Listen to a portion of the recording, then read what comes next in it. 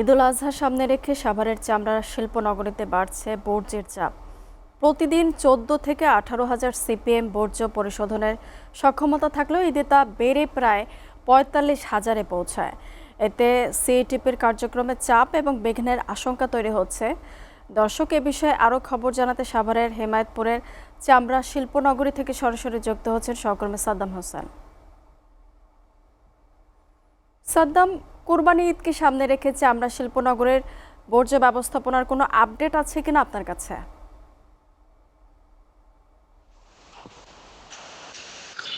মুনিয়া, এবারের যদি শিল্পনগরীর ট্যানারি অর্থাৎ সাভারের যে শিল্পনগরীটি রয়েছে সেটি কিন্তু বর্জ্য ব্যবস্থাপনার জন্য কিন্তু ব্যাপক ধরনের ব্যবস্থা গ্রহণ করা হয়েছে এবং যেটিকে বলা হয়েছে যে প্রতি বছর 14 থেকে 18,000 যে সিপিএম যে বর্জ্য ব্যবস্থা যেটি সংশোধনাগার করা হয় সেটি কিন্তু এবারের যে লক্ষ্য সেটি কিন্তু এবারের বলা যায় যে এই ঈদকে সামনে রেখে যে চাপের যে বিষয়টি বলা হয়েছে সেটি কিন্তু 45,000-এ পৌঁছেছে এবং যেটিকে ঘিরে কিন্তু এক ধরনের আশঙ্কা তৈরি হয়েছে যে এই যে অর্থাৎ সিপিটি যে প্ল্যান রয়েছে সেটির অর্থাৎ সংরক্ষণাগার যে বজ্র সংরক্ষণাগার রয়েছে সেটি কিন্তু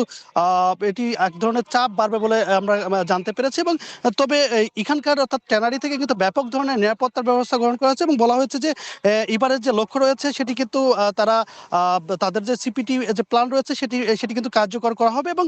পাশাপাশি কিন্তু এবারে যে চামড়ার যে বিষয়টি রয়েছে সেটির বিষয়ে যদি মনে একটু বলে রাখি। এবারে চামড়ার কিন্তু গত বছর থেকে কিন্তু 2 টাকা কিন্তু বৃদ্ধি করা হয়েছে, অর্থাৎ ৬২ থেকে ৬৭ টাকা কিন্তু নির্ধারণ করা হয়েছে এবং ঢাকার বাইরে কিন্তু ৫৭ টাকা থেকে প্রতি বর্গ ফিটে কিন্তু ৬২ টাকা করা হয়েছে এবং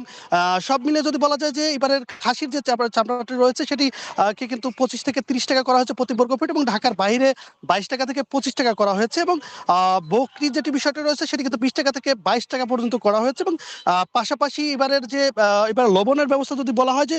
অর্থাৎ ১৭ কোটি বা ৬০ লক্ষর যে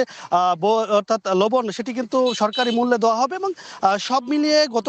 কিছুদিন আগে কিন্তু যে বাণিজ্য মন্ত্রী তিনি কিন্তু আসছিলেন, তিনি অর্থাৎ এই জায়গাটি পরিদর্শন করছেন এবং এবারে যে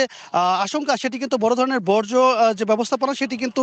বড় ধরনের আশঙ্কা করছেন এবং পাশাপাশি বলছেন যে এবারের তাদের তরফ থেকে কিন্তু ব্যাপক ধরনের ব্যবস্থা গ্রহণ করা হয়েছে এবং পাশাপাশি এই সকল যে চামড়া সেটি কিন্তু পচনশীল না হয় এবং এই চামড়ার যে কুরবানি পশুর যে চামড়া সেটি এখানে আসবেন এবং পাশাপাশি এখানকার যারা লবণ যুক্ত দেওয়া হয় সেটির বিষয়ে কিন্তু তিনি বলেছেন। তো উনি আইছিল আমার কাছে সাভারের শিল্পনগরী ট্যানারির সর্বশেষ তথ্য।